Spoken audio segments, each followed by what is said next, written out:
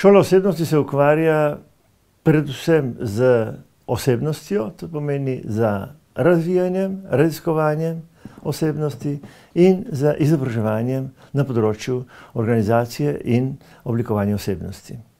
Če že govorimo o kupcih, naročnikih, v takem poslovnem pomenu besede bi rekel, da so to najprej šolarji, učitelji in njihovi starši, ker sem šolski zdravnik in od tod izhajam, sem pa zadnjih 5 let spričo problemov, ki so nastali v menedžmentu in gospodarstvu, zašel tudi v gospodarstvo in se ukvarjam tudi z šolanjem pri gospodarstvenikih, zlasti pri vodilnih in vodstvenih delavcih v gospodarstvu, pri menedžerjih, vedno na področju osebnosti.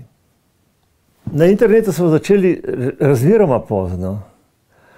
Šele lansko leto, ko smo se dogovarjali, da bi uvedli spletno stran, doslej je nismo imeli, saj sem doslej bolj preko člankov, časopisov pa preko strokovnega dela dobival svoje stranke.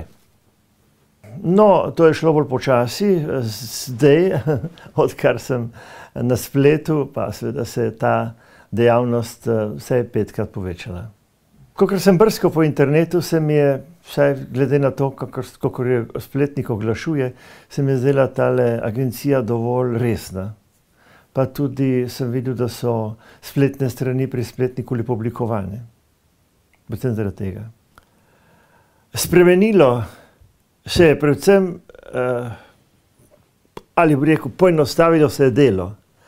Na svojih vizitkah imam spletno stran in ljudje me enostavno kličejo preko spletne strani.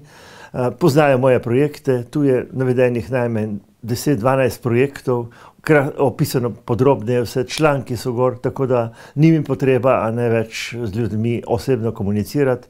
To pravi, da je komunikacija in trženje veliko lažje.